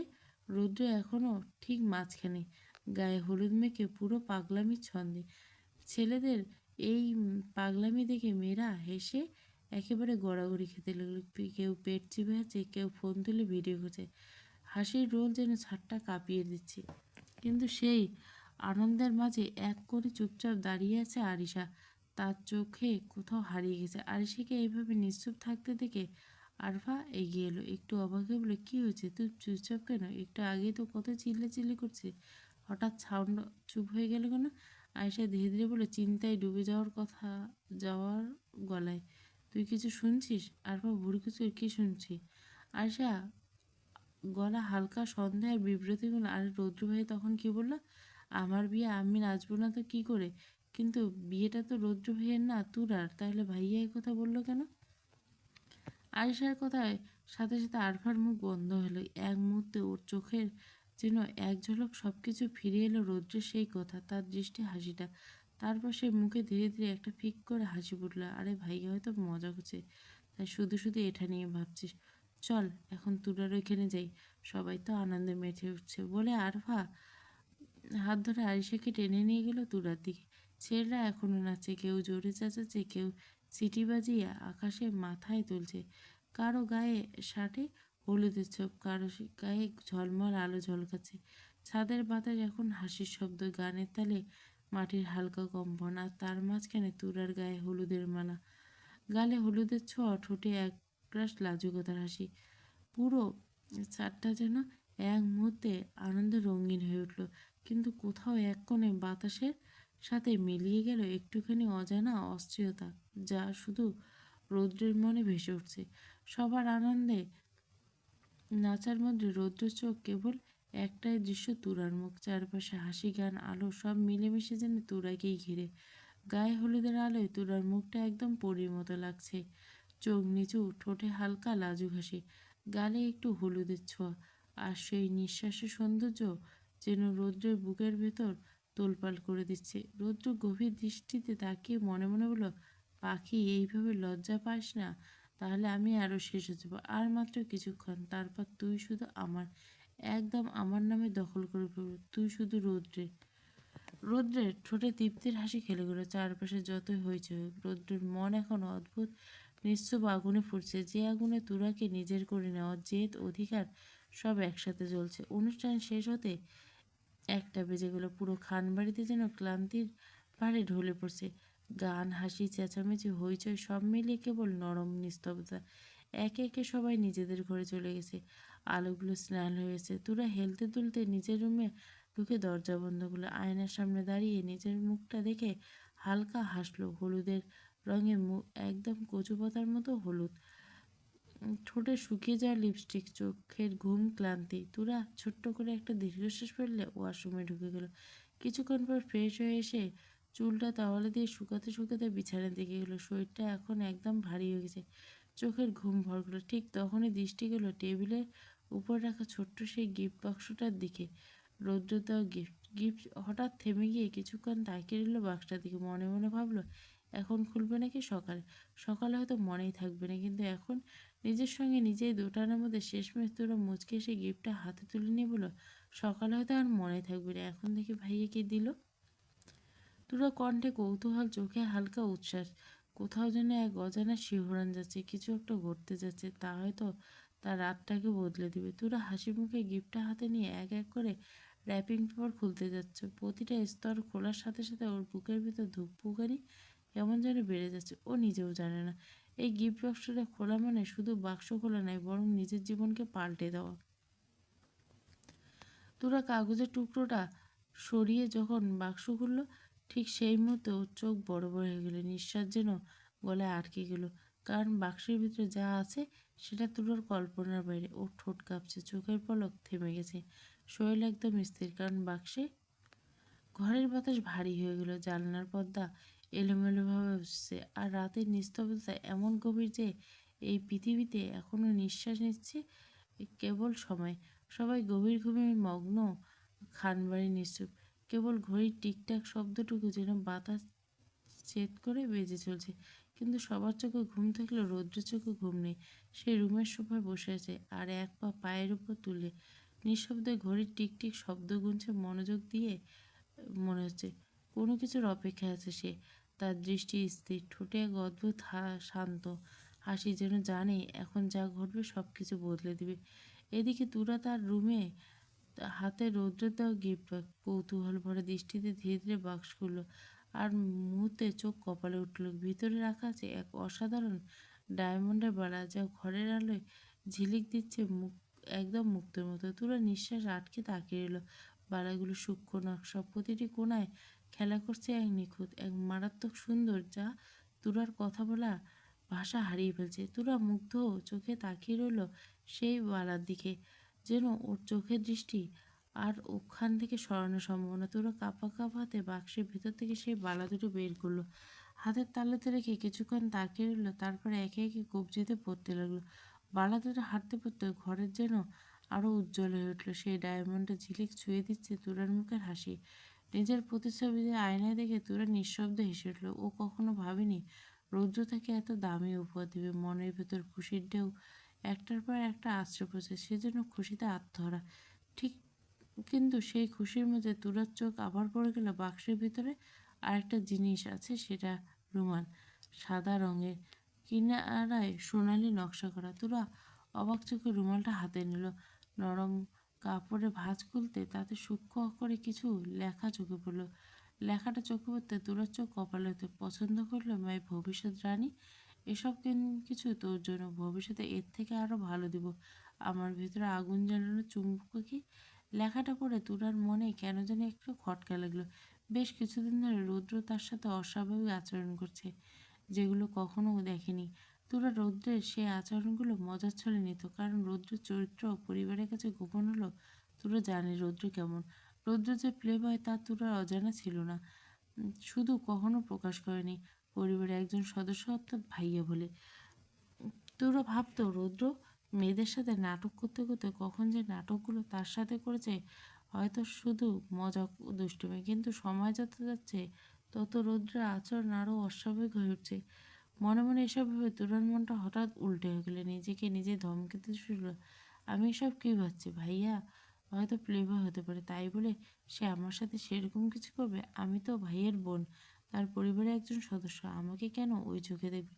তুরা, তোর না মাথা ঠিক আছে? কালকে তুই শিহাবের বউ হতে যাচ্ছিস, আর তুই ভাবছিস অন্য বাইরেকে নিয়ে? তবা তবা। তোরা নিজেকে নিজে বকতে শুরু করলো। বোকা! তোরা বুকের ভিতর যা ভাবছে সেটা পুরোপুরি বুঝলো না, মনে হলো ওর অবুঝের মতো রয়ে গেছে। তারপর রুমালটা চারপাশে ঘুরিয়ে দেখলো, চোখে শুধু রুমালের দিকে। অনেক সুন্দর রুমাল, তা তোরার খুব পছন্দ হচ্ছে। মনে মনে বললো, রুদ্র ভাইয়া সত্যি পছন্দ আছে বলতে হবে। তোরা রুমাল মনে পড়লে, রৌদ্র ছাদে বলছিল রুমালটার ঘ্রাণ নেবে, দেখবে পাগল হয়ে যাবে। রৌদ্রের কথা মনে পড়তে তোরা আর দেরি করল না, সঙ্গে সঙ্গে রুমালটা নাকের কাছে নিয়ে বড় একটা শ্বাস নিল। ঘ্রাণ নেওয়ার সাথে সাথে বুঝতে পারলো সত্যি অসাধারণ সুন্দর একটা ঘ্রাণ, যা তার কাছে একদম প্রিয় হয়ে গেল। তোরা আরেকবার ঘ্রাণ নিল আর মনোযোগ দিল। যতই ঘ্রাণ নিচ্ছে ততই তার ইচ্ছা আরো বেড়ে যাচ্ছে। আরো অনুভব করতে পারলো অনেকক্ষণ এমন করার পর তোরা মাথা হঠাৎ কেমন জানি চক্কর দিয়ে উঠলো, শরীর সবকিছু কেমন জানি মাতাল মাতাল লাগছে, মনে হচ্ছে পুরনো অন্য পাগল পাগল একদম নেশার মতো অনুভূতি ভর করছে প্রতিটা কোণে।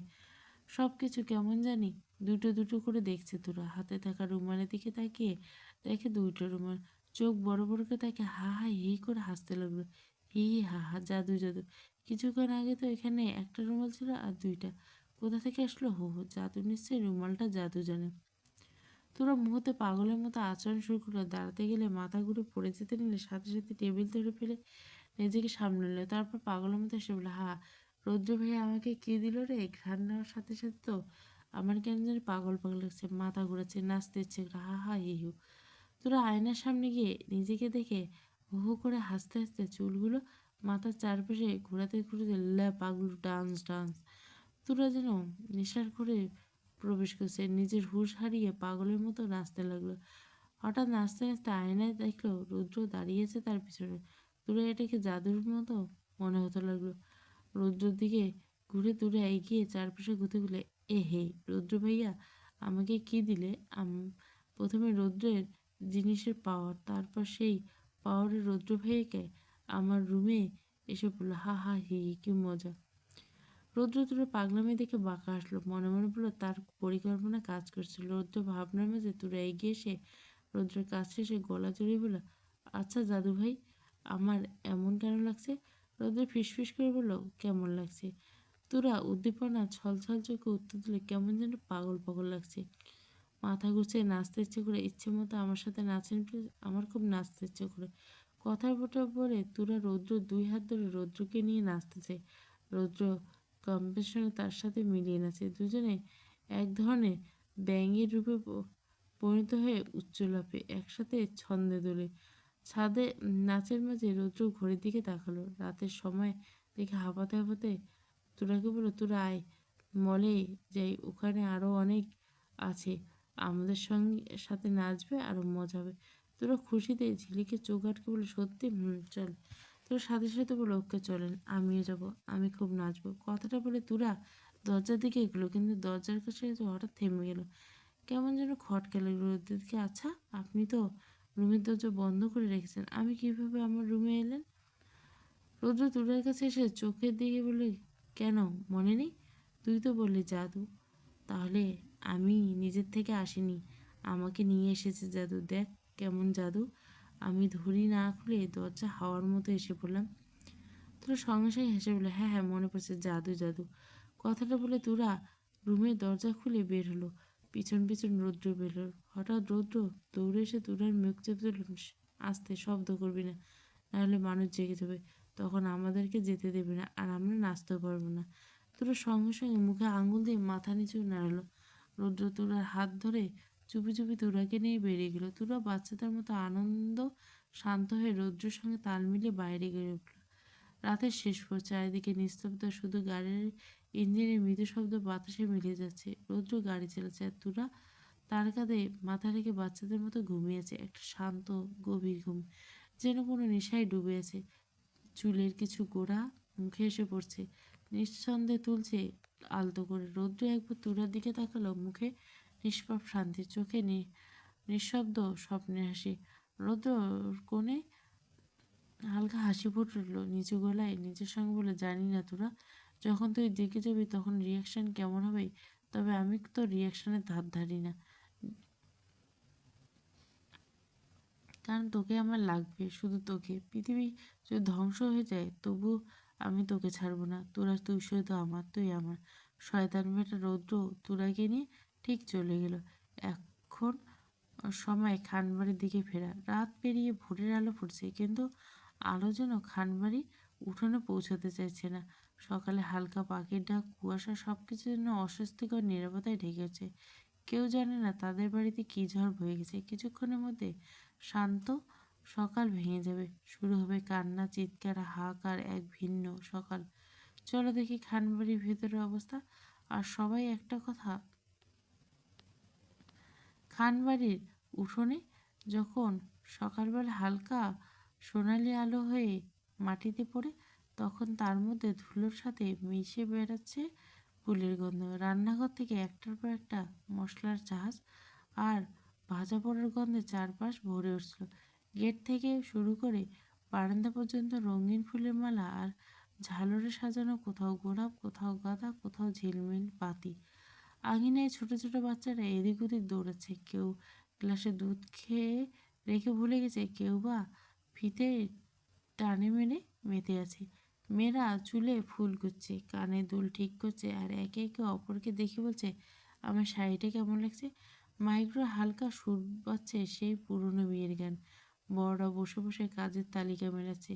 কারো মুখে উৎকণ্ঠ, ফটোগ্রাফার এসেছে তো, আবার হাসতে হাসতে বলছে, এই যে বরপক্ষের ফোনটা ধর, কেউ রওনা দিচ্ছে কিনা দেখে। পুরো খানবাড়ি যেন এক উৎসবের মঞ্চ। হাসি, শব্দ আর ব্যস্ততায় মিশে আছে আনন্দের সুর। কিন্তু এই আনন্দের ভিতরে কোথাও যেন এক অদ্ভুত নীরবতা লুকিয়েছে। কেউ জানে না এই সকাল ঠিক কেমন পরিণতি বয়ে আনবে। মহিলারা সবাই নিজেদের কাজে ডুবেছে, রান্না, সাজসজ্জা, বাচ্চাদের দেখাশোনা, সব কিছুতেই যেন উন্মাদনা। কিন্তু এই ব্যস্ততার মাঝে রোশনি খানের মনে এক অস্বস্তি ধীরে ধীরে জায়গা নিচ্ছে। যতবার চারিদিকে চোখ করেছে, কোথাও তুরাকে দেখা যাচ্ছে না। ভাবলে হয়তো ঘুমাচ্ছে, কিন্তু সময় তো অনেক হয়ে গেল। মুখে একটু চিন্তা রেখে বসলে, তুরা এখন ঘুম থেকে ওঠেনি নাকি, এই ভেবে রৌশনী খান তুরার রুমের দিকে যাচ্ছে। তখনই তিথি আতঙ্কিত চিৎকার কানে এলো। তিথি দৌড়ে এসে হাঁপাতে হাঁপাতে বলল, তুরা আপু রুমে নেই, কোথাও রুমে, রুমের ওয়াশরুম, বারান্দা সব জায়গায় দেখেছি, তুরা আপু নেই। আর রুমের দরজাটা বাইরে থেকে লাগানো ছিল, ভেতর থেকে না। রৌশনী খানের এক মুহূর্তের জন্য স্থির হয়ে গেলেন।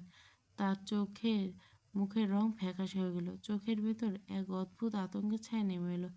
চারপাশে কাজ থেমে গিয়ে সবাই তিথির দিকে তাকিয়ে রইল। বিয়ের ঘরের কোলাহলের মধ্যে হঠাৎ করে একটা ভারী নিস্তব্ধতা নেমে আসলো, যেন কেউ অদৃশ্যভাবে পুরো আনন্দটা থামিয়ে দিয়েছে। আয়ন প্রথমে তিথির কথায় বিশ্বাস করতে পারছিল না। এত সকালে বিয়ের ঘরে এত মানুষ, আর তুরা নেই, এটা অসম্ভব শোনাচ্ছে। আয়ন দ্রুত গিয়ে বলল, তুই কি বলছিস এসব তিথি? তোরা রুমেই থাকবে না মানে? হয়তো বাড়িতে আছে, আশেপাশে কার রুমে। আয়নের কথাটা শেষ হওয়া মাত্র পিছন থেকে পরিচিত এক কণ্ঠ ভয়ে কাঁপকাঁপন, না, আমি পুরো বাড়ি দেখেছি, তোরা কোথাও নেই। আর আরিশার কণ্ঠ যেন ক্রমে ভারী হয়ে আসছে, কথা বলতে গিয়েও গলা আটকেছে।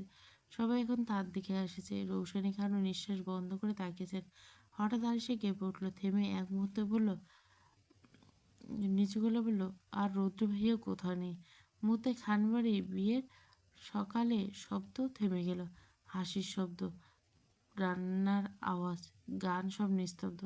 কারো মুখে কোনো কথা নেই, শুধু বিস্ময় আর ভয় মিশে থাকা নিঃশব্দ চোখগুলো একে অপরের দিকে তাকিয়েছে। মনে হচ্ছে ওই নিখোঁজ হওয়ার খবরটা যেন পুরো বাড়ির বুকের ভিতরে এক ঝড় তুলে দিচ্ছে। আনোয়ার খানের খবরটা শুনে একদম নিথর হয়ে পড়লেন, ধপাস করে সোফায় বসে পড়লেন। মুখ ফ্যাকাশে, চোখ অবিশ্বাস আর দুশ্চিন্তার ছাপ স্পষ্ট। পাশে দাঁড়িয়ে থেকে কেউ কিছু বলার আগে আশিক খানও মাথার দুই হাত দিয়ে দেহেতে নিচু হয়ে বসলেন। মনে হচ্ছে যেন পৃথিবীটা এক মুহূর্তের জন্য পায়ের নিচ থেকে সরে গেছে। সবার বুঝতে বাকি রইল না রৌদ্র যে তুরাকে নিয়ে গেছে, কিন্তু মনের বাতাসে এখনই একটাই প্রশ্ন ঘুরপাক খাচ্ছে, রৌদ্র কেন তুরাকে নিয়ে এলো? রৌদ্রের সাথে কি এমন সম্পর্ক যে এত বড় একটা কাজ করে ফেলল? মুহূর্তের মধ্যে হাসি, গান, আড্ডা সব বন্ধ হয়ে গেল। খানবাড়ি একেবারে মরুভূমিতে নিস্তব্ধ হয়ে গেল। প্রতিটি কোণে যেন এক অদ্ভুত চাপ নেমেছে। তনুজা খান শাড়ির আঁচলে চেপে চেপে কান্না আটকানোর চেষ্টা করলেন। চোখের কোণে হাত গড়িয়ে যাচ্ছে। পুরুষরা মাথায় হাত দিয়ে নিচু হয়ে বসে আছেন, যেন মনে হচ্ছে এই গভীরভাবে ভাবছে এবার শিয়াবদের কি জবাব দেবে। ঘরের পরিবেশ একদম ভারী, প্রত্যেকের মুখে উদ্বেগ আর চিন্তার ছাপ। বাতাসে অদৃশ্য অস্থিরতা ছড়িয়ে পড়ছে। তাজা ফুলের গন্ধে ভরা ঘরটা যেন আজ অন্যরকম লাগে শিয়াবের কাছে। চারিদিকে রঙিন ফুলের মালা ঝলমল করছে।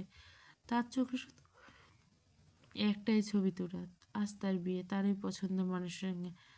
আজ থেকে এই ঘরে থাকবে তোরা, তার সঙ্গে তার জীবনসঙ্গী। ভাবতে শিবের ঠোঁটে মিষ্টি একটা হাসি গেল, লজ্জায় মাথা নিচু করে ফেলল, যেন সে নিজেই কল্পনা হারিয়ে গেছে। তারপর ধীরে ধীরে পকেট থেকে ফোন বের করে স্ক্রিনে খুলে তুরার একটা হাসি মাখা ছবি, যেটা সে গোপনে তুলেছিল একদিন তুরার অজান্তে।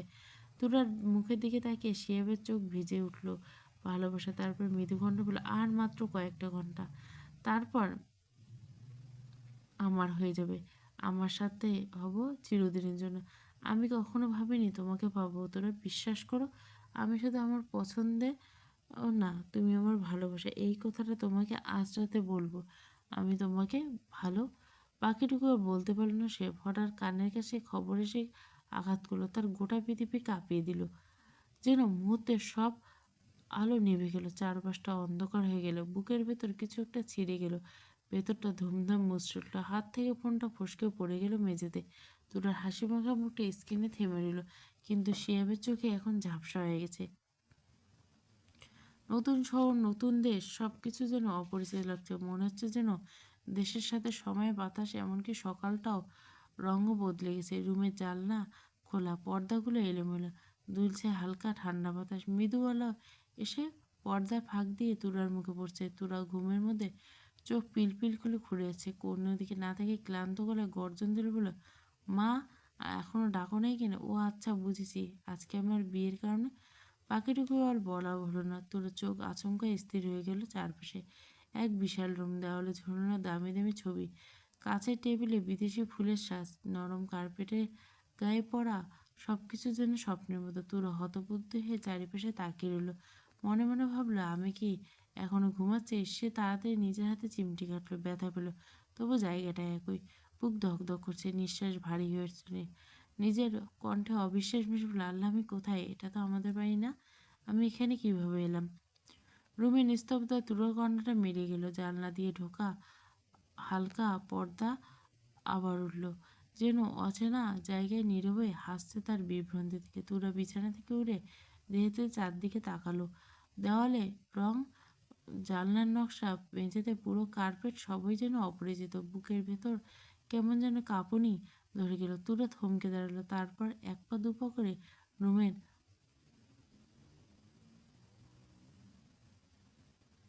দরজার দিকে এগোলো। দরজাটা খুলতে হালকা বাতাসে ঢেউ এসে মুখে লাগলো। তোরা পা ফেলে করিডোরে চারপাশে দেখলো শুধু দেওয়ালে ঝুলে থাকা বড় বড় চিত্রকর্ম। আশেপাশে আধুনিক লাইট আর নরম মেঝেতে পদচিহ্নের জন্য তার বাতাস মিলিয়ে যাচ্ছে।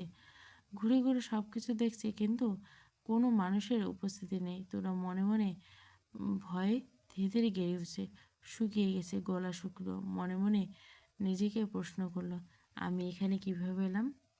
আমি তো আমার নিজের রুমে ঘুমিয়েছিলাম, তাহলে এই জায়গায় কে নিয়ে এলো?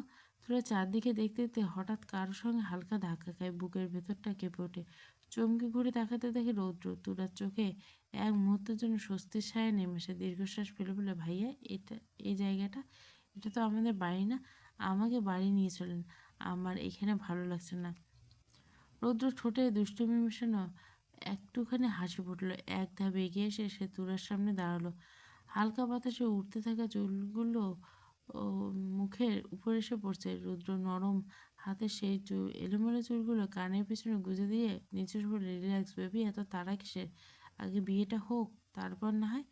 তোরা এক মুহূর্তের জন্য থেমে গেল। রৌদ্রের কথা শুনে মুখে বিস্ময়ের ছাপ, চোখে অবিশ্বাস। পরক্ষণে নিজেকে স্বস্তিতে থাকতে মজা করছেন, তাই না? প্লিজ ভাইয়া, আমাকে বাড়ি নিয়ে চলেন, আমি বাড়ি যাব। রৌদ্র তুলার কথায় এক মুহূর্ত থেমে গেল। তার চোখে হঠাৎ করে যেন একরকম দৃঢ়তা ফুটে উঠল। পরের মধ্যে রৌদ্র হাত বাড়িয়ে তুলার কোমর চেপে ধরে একদম নিচে টেনে আনলো। তুলা হতবাক হলো এই আচরণে। বুকের ভিতর ধক ধক শব্দ যেন আরও বেড়ে গেল। রৌদ্র নিচে গেলো বলল, কিন্তু অদ্ভুত দৃঢ় শুনল, আমি মজা করছি না তুরা, তোকে আমার লাগবে। আমি তোকে এখানে এনেছি কারণ আমি তোকে বিয়ে করব, আর সেই বিয়েটা শুধু আমার সাথে হবে, বুঝেছিস? তুরার মাথায় আকাশ ভেঙে পড়লো। পুরো পৃথিবী থমকে গেছে মনে হচ্ছে। তোরা এমন কথা বলছে কেন? মাথা ঠিক আছে তার? ভাইয়া, আপনি এসব কি বলছেন? আপনার মাথা ঠিক আছে? রৌদ্র ধীরে ধীরে তুরার দিকে এগোলো। আরে ডার্লিং, আমার চুম্বক পাখি। রৌদ্র কখনো মাথা নষ্ট করে কথা বলে না, যা বলে একদম সিরিয়াস। কথাটা বলে রৌদ্র তুরার মুখে হালকা ফু দিল। তুরার রাগে চোখ বন্ধ করে মনে মনে ভাবলো, আর না, অনেক সহ্য করেছি ভাইয়ের এই আচরণ। এইবার ভাইয়া সীমা ছাড়িয়ে গেছে। রাগে কাঁপতে কাঁপতে তুরা নিজের সমস্ত শক্তি দিয়ে রৌদ্রকে ধাক্কা দিল। চোখ রাঙিয়ে চিৎকার করল, আপনি একটা পাগল। আপনার সাথে একজন চরিত্রহীন। আপনার সাহস কী করে হয় আমাকে এখানে নিয়ে আসা? আর কি বললেন? আপনি আমাকে বিয়ে করবেন? আপনার কি মনে হয় আপনার মতো চরিত্রহীন মানুষকে আমি বিয়ে করবো? কক্ষণই না। রৌদ্রতুরাকে রাগ দেখে মুখে হাসি ফুটিয়ে বুকে হাত দিয়ে গলার টান দিয়ে বলল, ওয়াও, কি সুন্দর রাগ! বিশ্বাস করো জানেমান, তোকে রাখলে আরো কিউট লাগে। এখন ইচ্ছে করছে তোকে। না না, তিন কবুল বলার পর আচ্ছা চল, কাজই এসেছে, দুজনে মিলে একটা প্রাইভেট বন্ধনে আবদ্ধ হয়ে যাই। তোরা রাগ যেন শরীরে প্রতিটি শিরা উপশিরা জ্বলতে লাগলো। তার চোখে লাল হয়ে উঠলো, কান দিয়ে যেন ধোয়া বেরোচ্ছে, বুকের ভেতর দম আটকে যাচ্ছে। ইচ্ছে করছে রৌদ্রকে সামনে থেকে তুলে আছাড় মারতে। গলা কাঁপতে লাগলো, চোখে অশ্রু জমে উঠে সে রাগ বলল, আপনি কি ভেবেছেন আপনি আমাকে নিয়ে এসে পড়লে আমি আপনাকে বিয়ে করবো? হাই, কি আছে আপনার? শুধু টাকা পয়সা, রূপ, ক্ষমতা এগুলো থাকলে মানুষ হয় না। একটা ভালো চরিত্র থাকতে, আর সেটা আপনার 1% নেই। নারী যেন আপনার কাছে শুধু বিছানার সাজসজ্জা। আমি ভাবতাম আপনি এতদিন আমার সাথে যা আচরণ করছেন সব হয়তো দুষ্টুমি করে করছেন, কারণ আপনি তো হাজার হাজার নারীর সার নিতে চান, নাটক করেন। তাই ভেবেছিলাম এটা হয়তো আপনার অভ্যাস হয়ে গেছে, কিন্তু আমার ভুল ছিল চরিত্রহীন, যে নিজের পরিবারের মানুষকে কুনজর থেকে রেহাই দেয় না। আজ আমি প্রমাণ পেলাম। আর কি ভেবেছেন আমি আপনার বিষয়ে কিছু জানি না? আমি সব জানি রৌদ্রখান, সব।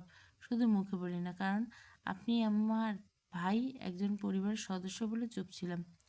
রৌদ্রের মুখের হাসিটা মুহূর্তে মিলে গেল, চোখ দুটো লাল হয়ে উঠে। এতক্ষণ সে মানুষটা শান্তভাবে হাসছিল, তার সেই শান্ত চেহারাটা যেন আগুনে জ্বল। সে এক ঝটকায় তুরাকে সামনে এসে দাঁড়ালো, আঙুলের মতো ছো মেরে তুরার গাল চেপে ধরলো। তুরার নিঃশ্বাস বন্ধ হলো, চোখ ভয় অবিশ্বাসে বড় হয়ে গেল।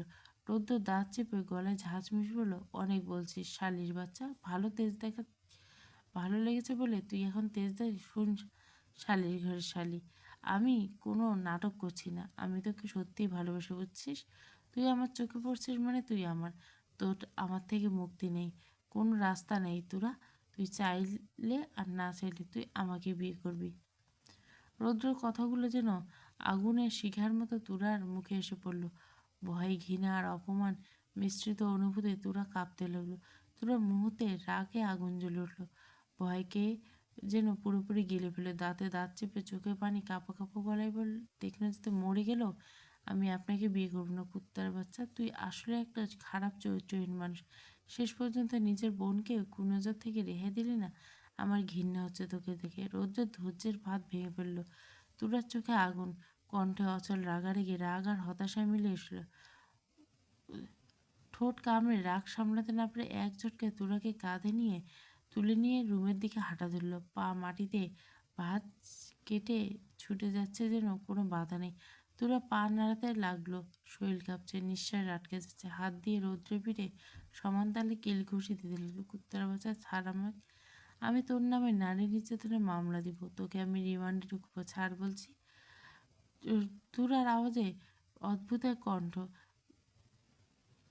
তীব্রতা, ভয়ের সাথে লড়াই করার দৃঢ় সংকল্প। রৌদ্রর ঠোঁট কামড়ে রাগ সহ্য করে রুমে এসে এক প্রকার তুরাকে বিছানায় ছুঁড়ে ফেলে দিল। রৌদ্র চোখ বন্ধ করে রাগ সামলে বড় বড় নিঃশ্বাস নিয়ে হাত উঁচিয়ে তুরাকে বলল, দেখ তুরা, আমার মাথা গরম করে কাজে এসেছে, চুপচাপ যাবি আর শান্ত হয়ে ভদ্রমের মতো কবুল বলে দেয়, আন্ডারস্ট্যান্ড? রৌদ্র চোখে লাল আগুন, বুকের ভেতরে রাগ জমে বিস্ফোরণের মতো ঘটেছে। আর তুরা রাগে ফুঁসে উঠে চিৎকার করল, আমার জান নিয়ে নিন, তবু আমি আপনার মতো মানুষকে বিয়ে করব না। মুহূর্তে রৌদ্র তুলার কথায় বাঁকা হাসে শার্ট খুলতে বলল, জান না, তোর শরীর নিচ্ছি আমি। আমি তো আবার চরিত্রহীন মানুষ, শরীর না নিয়ে কারো জান নিতে পারি না। তোরা আর একটু ভয় লাগছে, এতক্ষণ সাহস থাকলে আর নেই। রৌদ্র যদি তার উপর ঝাঁপিয়ে পড়ে তখন কি ভেবে? তোরা ধীরে ধীরে বিছানা পিছাতে লাগলো, হাত পা কাঁপছে, কাঁপা কাঁপা করে, দেখুন আমার কাছে আসবে না, মেরে ফেলবো কিন্তু আপনাকে। রৌদ্র মুহূর্তে হো হো করে হেসে উঠল, তার চোখে অদ্ভুত আক্রাসী উজ্জ্বলতা। ধীরে ধীরে তুরার দিকে এগোতে এগোতে গলা টান দিয়ে বলল, লিখবো তোমার হাতে আমি তোমার মরণ। তুরা রৌদ্রের গানে গদাকে ভয়ে দিকে যে বিছানায় পেছাতে পেছাতে কণ্ঠ কেঁপে বলল, ভাইয়া প্লিজ ছেড়ে দিন, আমি তো আপনার বোন লাগি। রৌদ্র তুরার কথায় কান না দিয়ে ধীরে ধীরে এগোতে লাগলো, চোখে আগুন, ঝলসানো রাগ আর দম্ভ। বল, বিয়ে করবো নাকি বাসর করবো আগে? রৌদ্রের কথায় তোরা শরীর জ্বলে উঠল, লজ্জা আর ভয়ে কান দিয়ে ধোঁয়া বেরোচ্ছে লাগলো, শরীর কাঁপছে। মুহূর্তে তোরা ঠোঁট কামড়ে চিৎকার করলো, না জবিল্লা, আর কয়জনের সাথে বাসর করবেন? আপনার লজ্জা থাকা উচিত। তোরা চোখ বড় বড় হয়ে গেল, কলা কেঁপে উঠছে, শরীরে ভয়ের সঙ্গে উত্তেজনা অচল। মনে হচ্ছে নিজের শক্তি আর নিয়ন্ত্রণ হারিয়ে ফেলবে। উচ্চস্বরে হেসে উঠল রৌদ্র। তোরার কণ্ঠ আর চোখের রাগ যেন তার কাছে কিছুতেই প্রভাব ফেলছে না। সব কিছু এক কান থেকে আর এক কান দিয়ে বেরোচ্ছে। তোরার শরীর কাঁপছে, লজ্জা আর ভয়ের ছাপ স্পষ্ট। মনে হচ্ছে প্রতিটা শব্দে সে আরো অসহায় হয়ে পড়ছে। রৌদ্র হাসতে হাসতে ফুস করে নিঃশ্বাস ছাড়ল। এই, তুই সত্যি কথা বলছি, আমার লজ্জা থাকা উচিত ছিল, কিন্তু আমার ওই লজ্জাটাই নেই। আমার ভালোবাসা নির্লজ্জ ভালোবাসা। এখন কাছে আয়, তোকে একটু আদর করে দেখি তুই কেমন টেস্টি। কথাটা বলে রৌদ্র এক টানে তুরাকে একদম কাছে টেনে আসলো। মুহূর্তে তুরার উপর অভদ্র হয়েছি আমি তোরই প্রেমে, তাই কাছে এসো না, আরো কাছে এসো না। তুরা আকস্মিক বিরক্ত কণ্ঠে রাগ আর লজ্জা আর ঘৃণা মধ্যে সাহস জুগিয়ে প্রতিরোধ করার চেষ্টা করলো। ভয় পেয়ে আত্মরক্ষার জন্য একটু ছটফট করতে লাগলো। একটুখানি জোরে কামড় দিল রৌদ্রের হাতের বাহুতে। রক্ষা পাওয়ার পেশে রৌদ্র হালকা চিৎকার করে পিছনে সরে যায়। ব্যথা রাগ মিশিয়ে মুখ মুচকে চিৎকার করলো, আহ কুত্তিরে, আজকে তোকে খাইছি। এলোমেলো ফুলের নোংরা আবর্জনার মধ্যে বসে আছে শিয়াব। সে কোনোভাবে মানতে পারছে না যে রৌদ্র তুরাকে নিয়ে চলে গেছে। শিয়াব বারবার চিৎকার করছে, চোখে ক্ষোভ আর হতাশা জেগে উঠছে। আমার তুরাকে চাই, মানে চাই। আমি তুরাকে ছাড়া কাউকে বিয়ে করবো না। ওকে এনে দাও, না হলে আমি ওই খানবাটি একজনকে ছাড়বো না।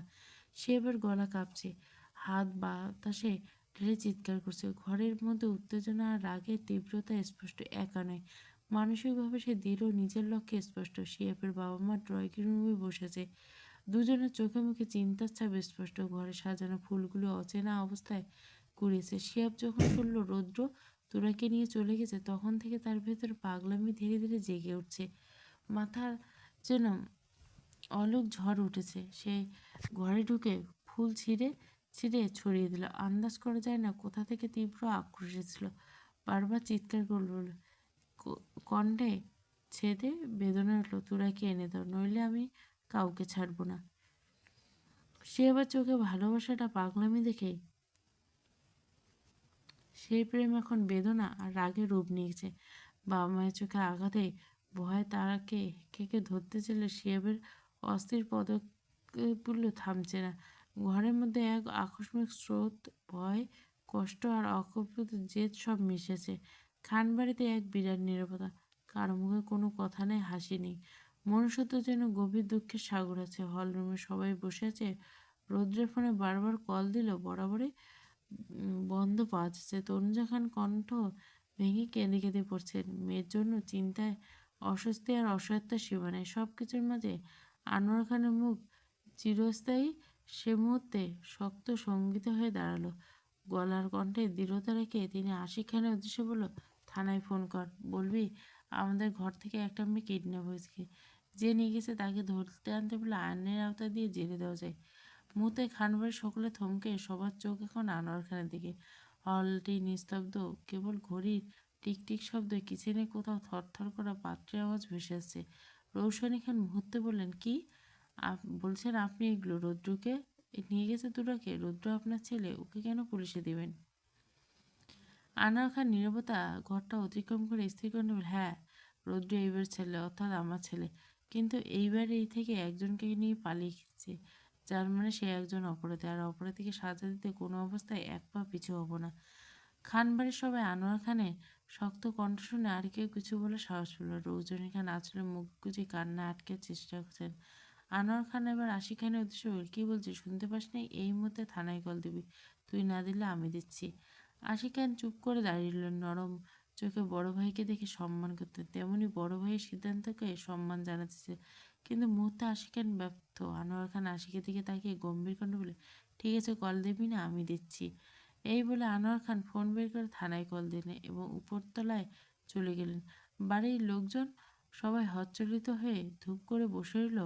ঘরে কেবল উদ্বেগ আর নিস্তব্ধতায় খটকা বয়ে গেল। নির্লজ্জ ভালোবাসা, প্রথম পর্ব। যদি গল্পটা তোমাদের ভালো লাগে তবে কন্টিনিউ করব, না হলে দিব না। পুরো গল্পটা প্লেলিস্ট